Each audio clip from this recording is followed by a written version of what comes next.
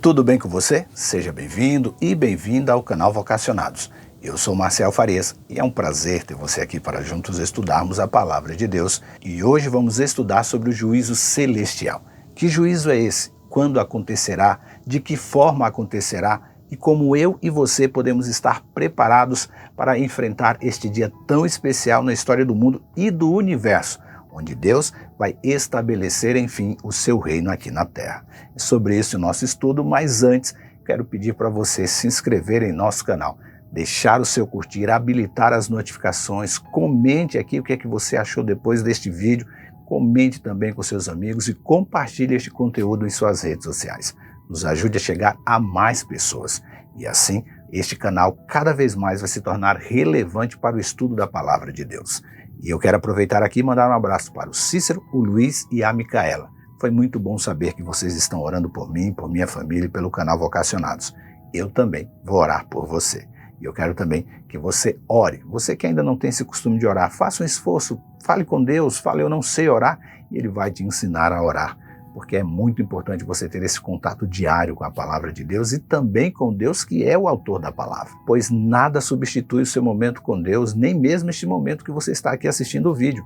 Um momento especial entre você e Deus requer leitura da sua palavra e oração. Busque a Deus em oração e Ele vai te ensinar a orar. Agora eu vou rodar a vinheta e na sequência vamos juntos estudar a Palavra de Deus.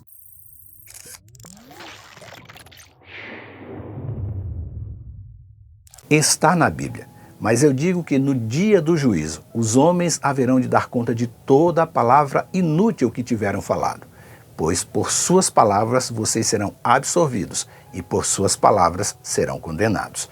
Mateus 12, versículos 36 e 37. O juízo final é um tema recorrente na Bíblia e é descrito como um evento decisivo que ocorrerá no fim dos tempos. Será o momento em que Deus julgará todos os seres humanos, vivos e mortos, e determinará o destino eterno de cada um de acordo com as suas ações.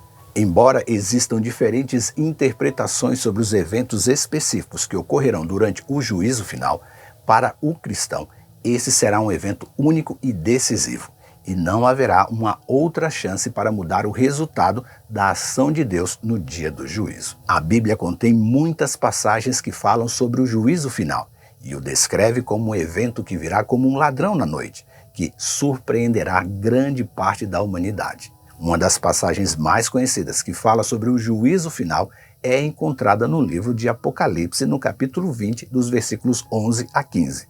Onde é dito que Deus se assentará em um grande trono branco, diante da qual estarão reunidos todos os mortos, grandes e pequenos, e os livros serão abertos e todos serão julgados de acordo com as suas obras. Aqueles cujos nomes não estiverem escritos no livro da vida serão lançados no lago de fogo, enquanto os salvos serão levados para viver a vida eterna com Deus. Além do livro do Apocalipse, a Bíblia também contém outras passagens que falam sobre o juízo final. Por exemplo, em Mateus 25, dos versículos 1 a 13, Jesus conta a parábola das 10 virgens que esperavam a chegada do noivo. 5 delas estavam preparadas com óleo suficiente para as suas lâmpadas, enquanto as outras 5 não tinham o óleo suficiente. E quando o noivo finalmente chegou, as 5 virgens preparadas foram levadas com ele, enquanto as outras foram deixadas para trás. A parábola faz uma advertência para que todas as pessoas estejam sempre preparadas para a chegada do juízo final, identificado aqui na parábola como a chegada do noivo. Outra passagem importante que fala sobre o juízo final é encontrada em 2 Pedro, capítulo 3, versículos de 10 a 13, que diz: Porém, o dia do Senhor virá como um ladrão, e naquele dia os céus passarão com grandes estrondos, e os elementos se desfarão pelo fogo. Também a terra e as obras que nela existem desaparecerão. Uma vez que tudo será assim desfeito, vocês devem ser pessoas que vivam de maneira santa e piedosa, esperando e apressando a vinda do dia de Deus. Por causa deste dia, os céus incendiados serão desfeitos e os elementos se derreterão pelo calor. Nós, porém, segundo a promessa de Deus, esperamos novos céus e nova terra, nos quais habita a justiça. Amém. Essas passagens e outras que também falam do juízo final agem como chamado de Deus para o seu povo para que, através das mensagens, as pessoas possam viver as suas vidas de maneira justa e moral, diante de Deus e também dos homens, pois um dia serão julgadas por Deus por conta de todas elas. Claro que estas mensagens também são mensagens de esperança para os crentes que esperam ansiosos pelo retorno de Deus nas nuvens, para assim acabar de uma vez por todas com o sofrimento e a dor que o mal tem causado desde que entrou aqui no mundo. As mensagens que apontam para o juízo de Deus apontam para a vitória final dele e do seu triunfo sobre o mal, e que a partir daí haverá um novo céu e uma nova terra. Em breve, assim como Jesus subiu ao céu em meio às nuvens, ele voltará, só que com muito mais poder e glória e acompanhado de miríades de anjos para assim resgatar os mortos e os vivos que se mantiveram fiéis a Deus até o fim. É assim que será, e essa promessa foi feita por 2 homens de branco que também estavam presenciando Jesus ascender ao céu. O texto de Atos descreve esta cena assim: depois de ter dito isso, foi elevado numa nuvem e os discípulos não conseguiram mais vê-lo. Continuaram então a olhar atentamente para o céu, até que 2 homens vestidos de branco apareceram de repente no meio deles e disseram: homens da Galileia, por que vocês estão aí parados olhando para o céu? Esse Jesus, que foi elevado no meio de vocês ao céu, voltará do mesmo modo como o viram subir. Atos 1, versículos 9 a 11. Essa passagem é importante porque marca o fim do ministério terreno de Jesus e o início do ministério da igreja no primeiro século de nossa era. E também fornece a promessa de que Jesus voltará um dia da mesma maneira que subiu ao céu. E quando comparamos o relato de Atos 1 com o que João escreveu em Apocalipse 14, verso 14, temos a confirmação de que a promessa é fiel e verdadeira. Só que há elementos novos na descrição da volta de Jesus em relação à sua ascensão. João descreve Jesus retornando com uma coroa de ouro e uma foice afiada em sua mão em Apocalipse 14, versículo 14. E qual é o significado destes elementos? Você deseja entender sobre eles? Ainda esta semana será dedicado um dia para falar sobre a coroa e um outro para falar sobre a foice. Então, você só precisa habilitar o sininho das notificações aqui no canal para que o YouTube te avise quando estes vídeos estiverem postados. E assim você vai poder acompanhar direitinho a respeito destes 2 elementos. Amanhã e quinta vamos falar de cada um destes elementos, a coroa e depois a foice. Mas agora eu desejo chamar a sua atenção para a descrição que é feita por Daniel sobre o momento da volta de Jesus e como o profeta também apresenta alguns outros elementos descritos como Jesus voltará à terra para o grande dia do juízo final. Daniel chega a dar detalhes até de como eram as suas roupas e os seus cabelos. E quando lemos a descrição que ele faz deste momento nos versículos 9 e 10 do capítulo 7, aí ficamos mais impressionados. Depois lê estes versículos no seu momento de comunhão pessoal. Mas tenha em mente que Daniel era cativo de Babilônia quando ele teve essa visão. E que, para os babilônicos e outros povos ali da Mesopotâmia, a descrição que ele estava fazendo era de um Deus muito mais poderoso do que o Deus An ou Anu, o Deus do céu para eles. O Deus An ou Anu era geralmente representado sentado em seu trono sobre as nuvens, e só.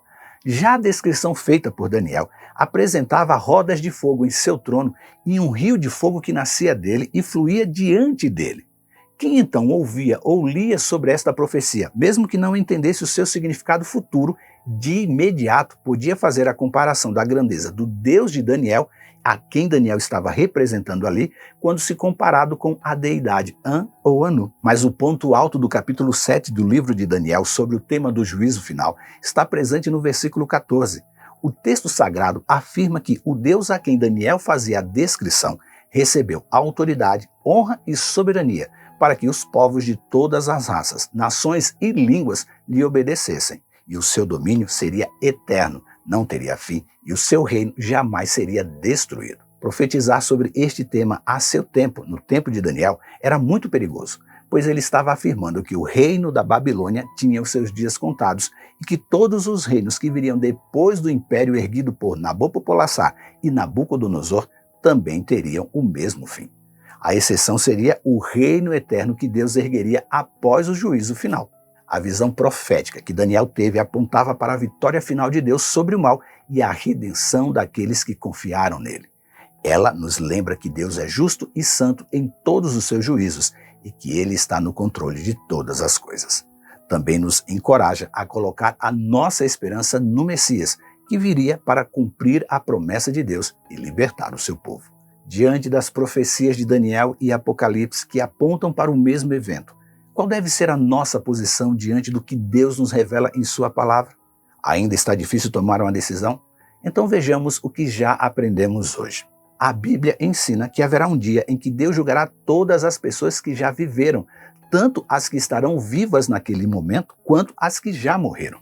Esse julgamento será justo e imparcial, e cada pessoa receberá o que merece com base em suas ações e escolhas em sua vida. Em Mateus 25, 31 a 46, Jesus fala sobre as ovelhas e os bodes, que representam os justos e os ímpios, respectivamente. Nesta passagem, Jesus diz que os justos herdarão o reino preparado por Deus desde a fundação do mundo, enquanto os ímpios receberão o castigo eterno. E para te ajudar ainda mais em sua decisão, eu vou acrescentar ao estudo de hoje o que a Bíblia descreve como será o reino que Deus virá fundar. A Bíblia descreve este reino, o reino de Deus, como um lugar de paz, justiça e amor, onde Deus reina supremo e todas as coisas são feitas conforme a sua vontade. Em Isaías capítulo 11, versículos de 1 a 10, o profeta fala sobre o renovo que brotará da raiz de Jessé e sobre como ele trará justiça e paz ao mundo. O texto diz que o lobo viverá com o cordeiro, o leopardo se deitará com o cabrito, a vaca e o urso pastarão juntos e uma criança pequena os guiará. Não haverá mais violência na terra e todas as nações buscarão a Deus. Depois leia Isaías capítulo 11, você vai ver como é bonito a descrição que ele faz deste novo reino. Mas voltando ao livro de Apocalipse, desta vez no capítulo 21, dos versículos de 1 a 7, João descreve ali uma nova Jerusalém descendo do céu, preparada como uma noiva adornada para o seu esposo, e afirma que Deus habitará com os homens e que não haverá mais morte, tristeza, choro ou dor, porque todas as coisas serão feitas novas. E indo para o Evangelho de Mateus capítulo 6, versículo 10, Jesus ensina aos seus discípulos a orar pelo reino de Deus, pois ele diz: venha o teu reino, seja feita a tua vontade, assim na terra como no céu. Essa oração, a oração do Pai Nosso, mostra que o reino de Deus não é apenas um lugar, mas também uma realidade presente em nossas vidas quando fazemos a vontade de Deus. Ainda no Sermão do Monte, Jesus ensina que as pessoas bem-aventuradas é aquelas que fazem parte do reino de Deus. Por exemplo, Jesus diz que os pobres de espírito, os que choram, os mansos, os misericordiosos, os pacificadores, os perseguidos por causa da justiça são bem-aventurados, pois deles é o reino dos céus. Mateus 5, versículos 3 a 12. E o apóstolo Paulo também fala sobre o reino de Deus em suas cartas. Em Romanos 14, 17, ele diz que o reino de Deus não é comida nem bebida, mas justiça, paz e alegria no Espírito Santo. Em 1 Coríntios 15, 50, ele diz que a carne e o sangue não podem herdar o reino de Deus, mas que é necessário ser transformado para ter um corpo espiritual.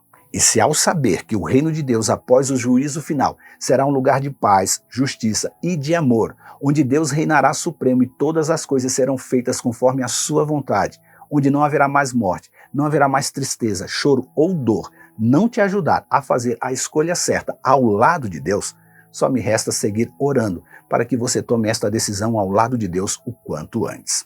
Pense nisso, leia sua Bíblia, faça sua escolha e que Deus nos abençoe. Este conteúdo está no aplicativo Esperança Real e na web rádio Ecoar. Se inscreva em nosso canal, habilite as notificações, deixe o seu curtir, comente e compartilhe em suas redes sociais.